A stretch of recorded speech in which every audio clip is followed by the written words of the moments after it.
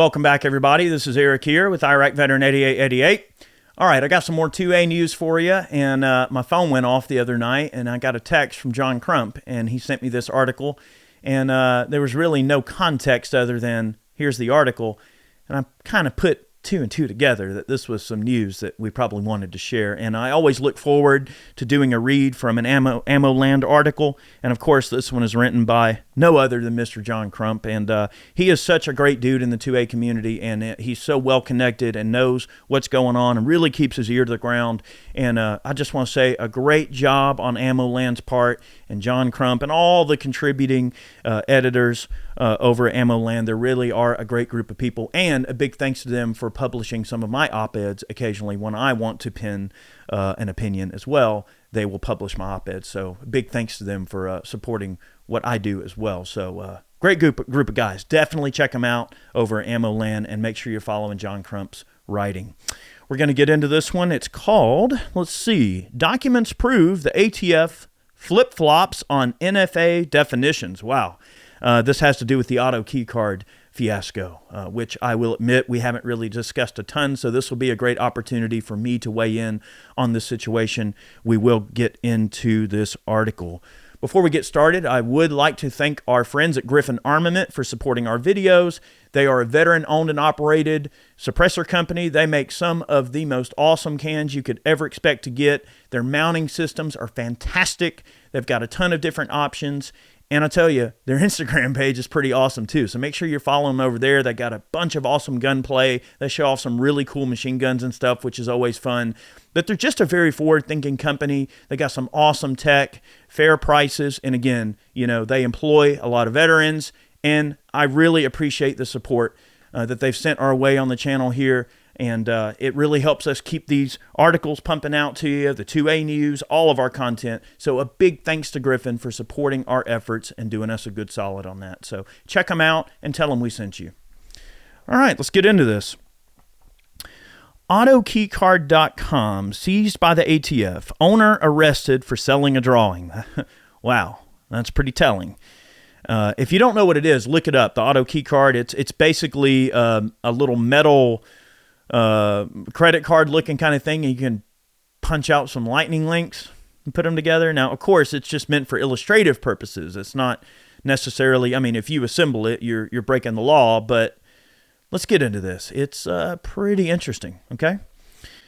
Justin Irvin and YouTube star Matt Hoover, better known as CRS Firearms, are on trial for selling a metal card with a picture inspired by a lightning link etched on it. Mr. Irvin owned the company that produced the product, known as the AutoKeyCard, and Mr. Hoover was contracted to promote the novelty item through his YouTube channel. The Bureau of Alcohol, Tobacco, Firearms, and Explosives, which should be a convenience store, by the way, claimed that the AutoKeyCard was a machine gun. Under federal law, any item that can convert a semi-automatic rifle to a machine gun is itself a machine gun. The federal government saw the AutoKeyCard as a stencil and claimed that it is a machine gun, but documents uncovered by a Gun Owners of America Freedom of Information Act request show that the ATF doesn't consider stencils to be regulated items. The first piece of evidence is an ATF criminal examination of a Napa fuel filter, a muzzle device, freezer plugs, and a plastic drill guide that inserts into the freezer plugs.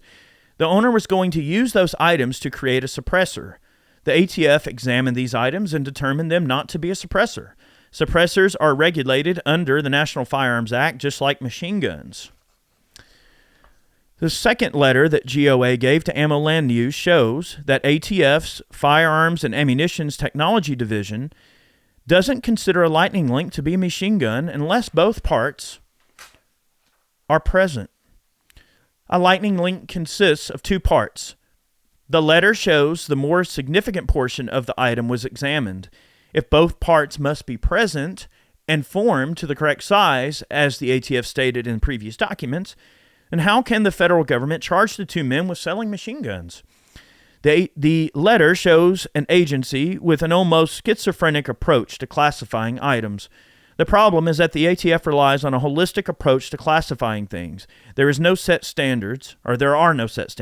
For example, the ATF will not say how much area on the back of a pistol brace turns that item into a stock. The Bureau relies on a you-know-it-when-you-see-it interpretation of rules and regulations, which leads to uncertainty because even the ATF's trained examiners cannot agree on the classification of items. One of Matt Hoover's frequent collaborators, Richard Hughes, also known on YouTube as Flying Rich Firearms, thinks the ATF's persecution of the men is egregious and unjust.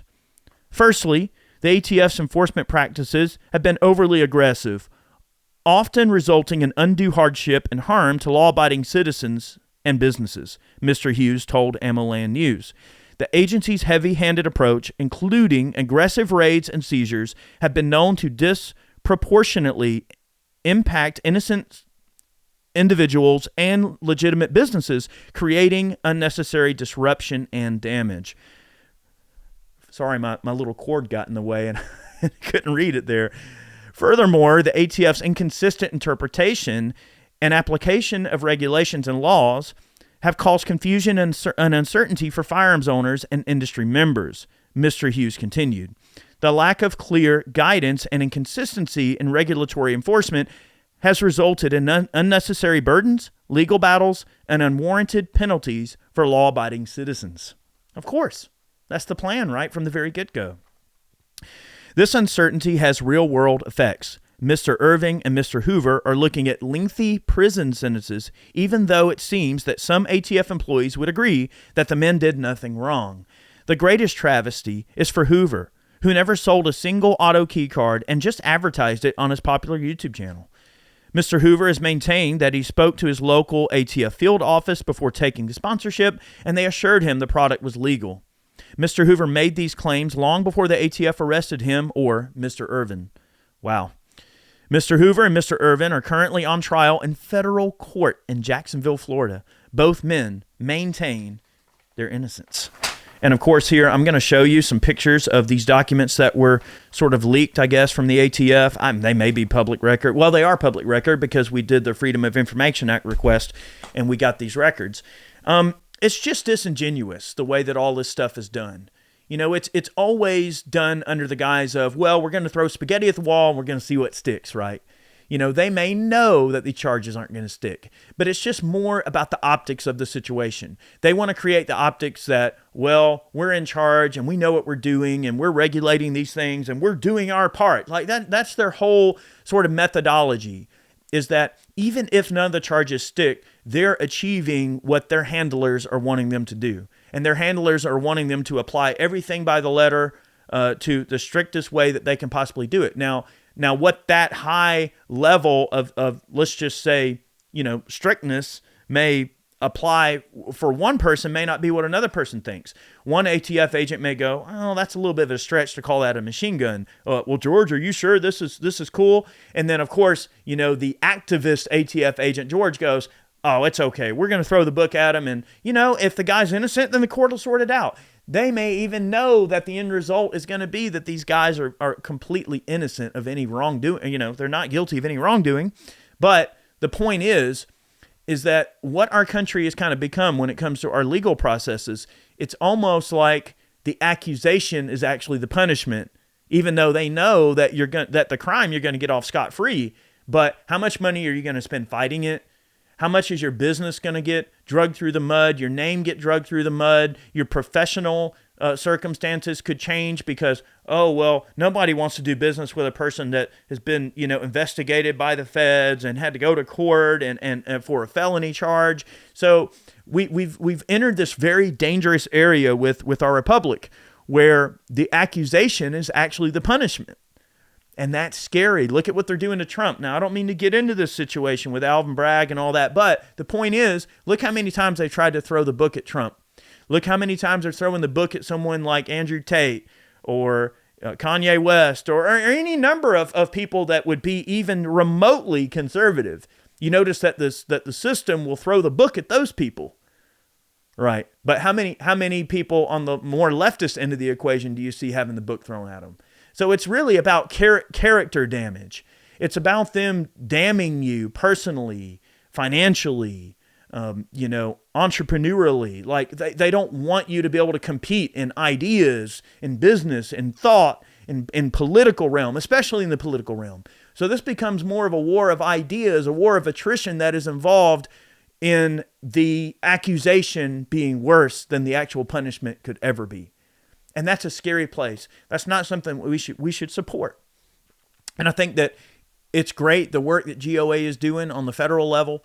And it's awesome that, guys like John are getting these pieces together and putting this information out there, because we've got these guys here who have done nothing wrong, and they do not deserve what is happening to them. And the bad thing about it is, by the ATF's own admission, they know that what is being done to them is wrong. So when you have strife within a federal agency such as the ATF, that's pretty telling. What that tells us is that there are extremists within these organizations that are totally wielding it as a political battle axe. And they're working that pendulum, they're working that spear, they're working that axe in every way they can to absolutely destroy the political competition. This has nothing to do with gun laws. This has nothing to do with right and wrong. This has even nothing to do with your constitutional rights. This is a political witch hunt, purposely weaponized against the enemies of the anti-gun left. Period. That's what it is. So if you'd like to join GOA, you can use my code below. I actually receive zero compensation in connection with your GOA membership. I am the Georgia State Director. I'd like to bump these Georgia numbers up, y'all. So if you want to join, put some money in the fight. It's always good to have you, because look, doing these Freedom of Information Act requests and all the court stuff and lawsuits, it costs money. And look, GOA puts their money where their mouth is. Also, make sure that you're supporting Ammo Land. Go over there. I'm sure you can subscribe to some of these op-eds and newsletters and things. Go over there and support John Crump. All the folks that have got their knees in the mud doing all this work for us, it's important that we throw a few bucks their way to help them in their efforts. Thank you so very much for watching. I hope you've all had a wonderful day. Thanks for tuning in. I wanted this video to be as short as possible, but thanks so much. Many more on the way. We'll see you soon.